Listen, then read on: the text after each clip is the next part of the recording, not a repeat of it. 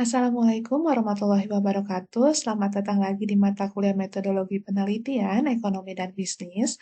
Nah, sekarang kita sudah masuk di pertemuan keempat, di mana di pertemuan keempat ini kita akan membahas mengenai landasan teori, kerangka berpikir, dan pengajuan hipotesis.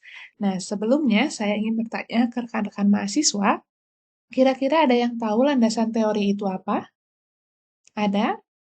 Baik ya, jadi landasan teori itu adalah suatu kumpulan terkait dengan jurnal-jurnal, terkait dengan artikel, buku-buku, ataupun sumber bacaan lainnya yang berisikan informasi ya, yaitu informasi yang ada di masa kini ataupun di masa lalu, yang tentunya harus relevan dengan topik ataupun dengan judul penelitian yang diambil.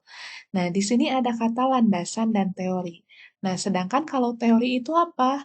Nah, kalau teori itu adalah suatu definisi ya, atau bisa dikatakan juga suatu konstruk, atau suatu preposisi ya, yang gunanya untuk apa? Gunanya adalah untuk bisa memberikan gambaran dan juga untuk bisa meramalkan fenomena ya. Nah, lalu selanjutnya di dalam suatu teori ada tiga pandangan teori ya. Yang pertama adalah hukum yang logis ya, artinya teori itu harus bisa dipahami atau masuk akal atau masuk ke dalam nalar gitu ya, sehingga nanti hubungan deduktif, baik hubungan antara satu variabel dengan variabel lainnya itu akan lebih ajak ya sifatnya. Nah, lalu yang kedua adalah rangkuman tertulis. Nah, rangkuman tertulis ini berisikan terkait dengan konsep-konsep yang sifatnya teoritis. Jadi data itu harus berasal atau diperoleh dari suatu konsep yang memang sifatnya teoritis. Lalu yang ketiga adalah menerangkan yang menggeneralisasi. Artinya adanya hubungan gitu ya antara suatu data dengan pendapat yang sifatnya teoritis, yang mana hubungannya itu memiliki hubungan fungsional gitu ya, sehingga nantinya bisa menerangkan secara generalisasi. Lalu selanjutnya dari sisi fokus teori juga terbagi menjadi tiga. Yang pertama ada yang disebut dengan substantif teori, yang kedua formal teori, dan yang ketiga adalah middle range teori. Nah, kalau substantif teori itu merupakan suatu teori yang dikembangkan itu karena adanya area yang memang menjadi pusat perhatian gitu ya. Nah, kalau substantif seperti itu. Kalau yang sifatnya formal, nah berarti ini dikembangkan dari area konseptual yang dalam teori umum ya. Jadi sifatnya masih konseptual yang luas atau dalam artian umum. Nah, beda halnya dengan middle range teori, kalau dia lebih abstrak ya, atau lebih abstrak dari generalisasi empiris ya, dan juga hipotesis spesifik. Nah, ini digunakannya untuk apa? Digunakan untuk bidang sosiologi ya, untuk membantu dalam penyelidikan-penyelidikan yang sifatnya empiris. Nah, ini terkait dengan tiga fokus teori. Setelah kita mengetahui fokus teori, selanjutnya kita akan mulai berpikir ya terkait kenapa teori harus ada di dalam suatu penelitian. Nah, teori kenapa harus ada di dalam suatu penelitian dengan beberapa alasan. Yang pertama adalah dengan adanya teori kita bisa membatasi terkait dengan penelitian yang akan dilakukan. Jadi lebih terfokus ya kalau ada dengan teori tersebut. Nah, lalu yang kedua dengan adanya teori kita sudah bisa membuat rumusan masalah. Nah, dengan teori pun kita bisa menjawab rumusan masalah yang sudah kita susun gitu ya. Nah, lalu dengan adanya teori kita sudah bisa menentukan terkait dengan metode ataupun instrumen penelitian yang akan digunakan.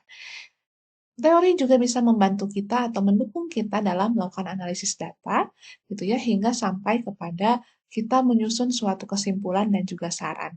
Nah, itulah kenapa pentingnya teori untuk dicantumkan di dalam suatu penelitian. Setelah kita mengetahui betapa pentingnya teori di dalam suatu penelitian, selanjutnya kita harus mengetahui juga sumber bacaan seperti apa yang baik gitu ya untuk dimunculkan dalam suatu penelitian. Nah, di sini ada ketiga kriteria terkait dengan sumber bacaan. Yang pertama adalah relevansi. Nah, artinya sumber-sumber bacaan yang kita gunakan itu harus relevan atau sesuai ya, atau selaras dengan tema ataupun dengan judul penelitian yang kita lakukan. Lalu yang kedua ada yang disebut dengan kelengkapan. Nah, artinya makin banyak kita membaca sumber bacaan, makin baik ya. Jadi semakin banyak, semakin baik. Kenapa? Karena dengan banyaknya sumber bacaan, referensi akan semakin banyak, sehingga nanti teori yang tertuang itu juga akan semakin lengkap gitu ya. Nah, lalu yang selanjutnya adalah kemutahiran. Kemutahiran ini berkaitan dengan terupdate gitu ya. Jadi teori-teori yang digunakannya itu harus yang terupdate atau yang terbaru. Misalnya 5 tahun terakhir gitu ya, ataupun 7 tahun terakhir dan seterusnya. Jadi semakin update suatu teori, semakin bagus. Setelah kita mengetahui manfaat dari keberadaan teori dalam suatu penelitian, nah selanjutnya kita beralih ke kerangka berpikir ya. Nah, kerangka berpikir itu apa? Kerangka berpikir itu adalah suatu model konseptual tentang bagaimana hubungan secara teori gitu ya antar berbagai faktor atau berbagai variabel yang diidentifikasi sebagai suatu masalah ya dalam penelitian. Nah, kenapa kerangka penelitian ini menjadi penting? Karena dengan adanya kerangka penelitian itu adalah sebagai landasan kita untuk nantinya merumuskan atau menentukan hipotesis ya atau praduga yang sifatnya masih sementara, artinya belum bisa dilihat atau bisa diketahui kebenarannya. Oleh karena itu nanti akan ada pengujian kan di dalam suatu penelitian gitu ya. Jadi turunannya setelah kita mengetahui teori, kita membangun kerangka berpikir, lalu selanjutnya kita nanti akan membentuk atau merumuskan suatu hipotesis. Selanjutnya terkait dengan proses dalam berpikir ya atau dalam kerangka berpikir ini, prosesnya yang pertama adalah kita harus menentukan terlebih dahulu variabel apa saja yang akan dilibatkan ya. Di sini ada variabel X dan juga variabel Y, berarti ada dua variabel. Nah, setelah kita menentukan variabel, kita mulai membaca ya, membaca hasil-hasil penelitian ataupun buku yang relevan dengan topik atau judul penelitian. Sehingga nanti di sini ada membaca ya, bagian membaca buku dan hasil penelitian. Nah, setelah kita membaca, selanjutnya kita deskripsikan teori ataupun hasil penelitian dari bacaan yang telah kita lakukan, gitu ya, atau dari sumber bacaan yang sudah dibaca tadi. Nah, setelah itu baru kita lakukan analisis kritis terhadap teori dan juga hasil penelitian yang sudah kita deskripsikan sebelumnya tadi ya. Nah, setelah itu kita compare ya, kita bandingkan gitu ya antara teori-teori ataupun hasil penelitian yang sudah diambil atau yang dijadikan acuan di dalam penelitian. Nah, setelah itu baru kita melakukan sintesa atau melakukan pengambilan kesimpulan gitu ya terkait dengan teori ataupun hasil penelitian yang dilakukan. Nah, setelah kita melakukan sintesa, selanjutnya barulah kita menyusun kerangka berpikir ya, menyusun kerangka berpikir, landasan mengapa kita atau cara berpikir kita akan suatu penelitian untuk selanjutnya nanti akan menjadi landasan dalam merumuskan suatu hipotesis atau yang disebut juga dengan praduga yang sifatnya sementara gitu ya. Nah, ini adalah proses dalam penyusunan kerangka berpikir. Selanjutnya, setelah kita menyusun kerangka berpikir, hasilnya kan tadi harus bisa menghasilkan atau merumuskan sebuah hipotesis. Nah, hipotesis itu berdasarkan jenisnya terbagi menjadi dua ya. Ada yang disebut dengan hipotesis penelitian dan juga hipotesis statistik. Nah, kalau hipotesis penelitian itu adalah jawaban sementara terkait dengan rumusan masalah yang sudah dibangun atau sudah dibentuk sebelumnya. Nah, sedangkan hipotesis statistik ini muncul ketika adanya keterlibatan suatu sampel gitu ya. Jadi nanti dengan menggunakan rumus statistik bentuknya. Kalau hipotesis penelitian dalam bentuk narasi. Nah, selain itu, hipotesis juga bisa dibagi lagi menjadi dua ya. Nah, ada hipotesis alternatif dan hipotesis nol.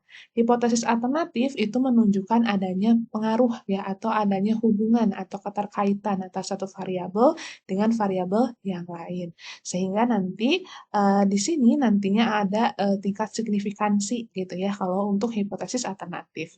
Nah, kalau hipotesis nol berarti hipotesis yang tidak memiliki hubungan ya, tidak memiliki hubungan atau tidak memiliki keterkaitan gitu ya, atau bisa disebut juga dengan variabel yang definitif ya, atau eksak sama dengan nol.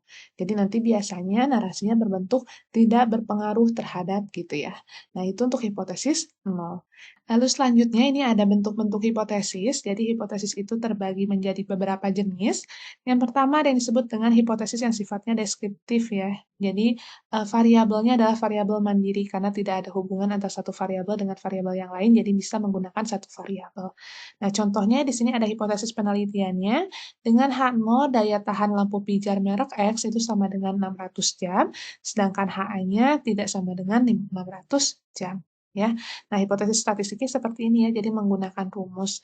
Misalnya H0 sama dengan mu sama dengan 600, gitu ya, dan HA-nya mu tidak sama dengan 600. Itu untuk bentuk hipotesis yang pertama. Lalu selanjutnya bentuk hipotesis yang kedua komparatif ya, berarti membandingkan ya. Membandingkan baik itu dengan variabel yang sama tetapi sampel yang berbeda ataupun dalam waktu atau keadaan yang berbeda gitu ya. Nah, contohnya di sini ada hipotesis statistiknya di mana H0 tidak terdapat perbedaan produktivitas kerja antara karyawan di PT X dan di PT Y. Sedangkan HA-nya yaitu produktivitas kerja karyawan di PT X ternyata lebih besar dari karyawan di PT Y ya. Dan hipotesis statistiknya bentuknya seperti ini. Jadi untuk H0-nya mu1 sama dengan mu2, sedangkan untuk HA-nya mu1 tidak sama dengan mu2. Nah, lalu selanjutnya bentuk hipotesis yang terakhir yaitu hipotesis asosiatif atau yang menunjukkan keterkaitan antar variabel ya. Nah, ini jawaban sementara untuk rumusan masalah yang sifatnya asosiatif. Nah, contohnya di sini untuk hipotesis penelitiannya dengan H0 itu motivasi tidak berpengaruh terhadap kinerja karyawan. Sedangkan HA-nya motivasi berpengaruh terhadap kinerja karyawan. Nah, sedangkan untuk statistiknya bentuknya seperti ini ya. Jadi ada hubungan H0 dengan tidak ada hubungan, sedangkan HA dengan adanya suatu hubungan.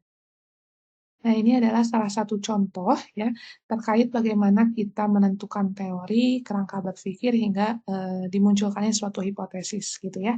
Nah, di sini judul penelitiannya adalah pengaruh kepemimpinan terhadap motivasi kerja pegawai.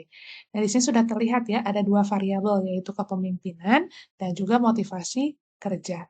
Sehingga nanti teori yang akan digunakan adalah teori yang berkaitan dengan dua variabel tersebut, yaitu yang berkaitan dengan kepemimpinan dan juga teori yang berkaitan dengan motivasi kerja.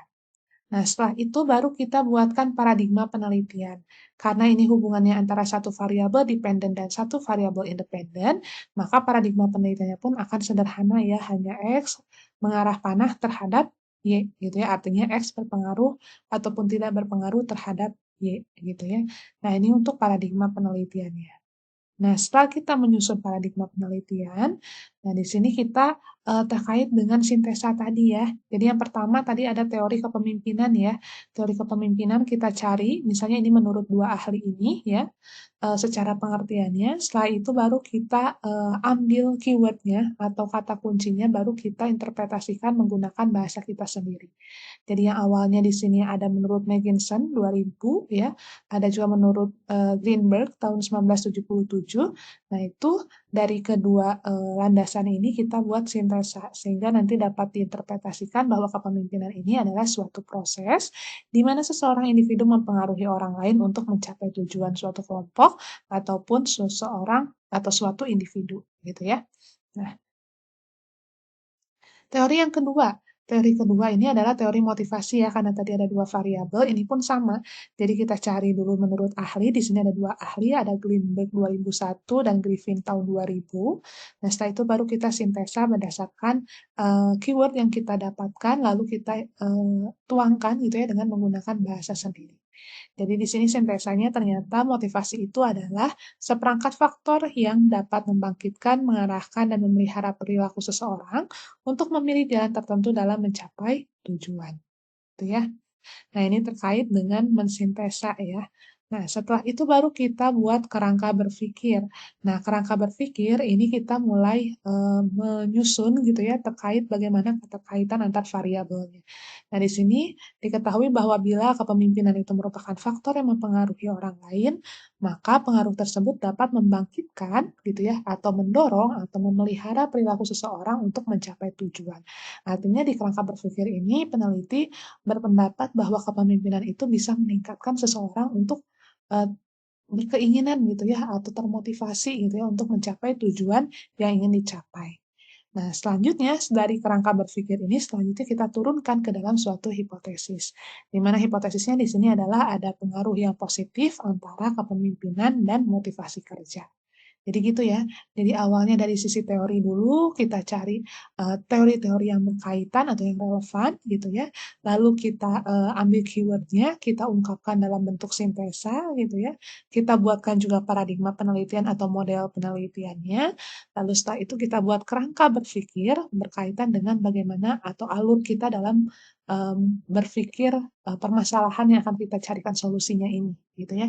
Nah, setelah kita mendapatkan kerangka berpikir, atau alurnya, selanjutnya baru kita buatkan suatu hipotesis yang berasal dari kerangka berpikir yang kita tulis gitu ya. Nah, ini terkait dengan bab 2 ya, biasanya kalau deskripsi ini masuk ke dalam bab 2. Nah, itu tadi merupakan materi yang berkaitan dengan landasan teori, kerangka berpikir, dan penentuan hipotesis. Nah, untuk di pertemuan kelima, kita akan bahas ke bab selanjutnya, yaitu terkait dengan metode penelitian sampel dan seterusnya. Jadi, saya cukupkan dulu untuk pertemuan keempat ini. Terima kasih. Wassalamualaikum warahmatullahi wabarakatuh.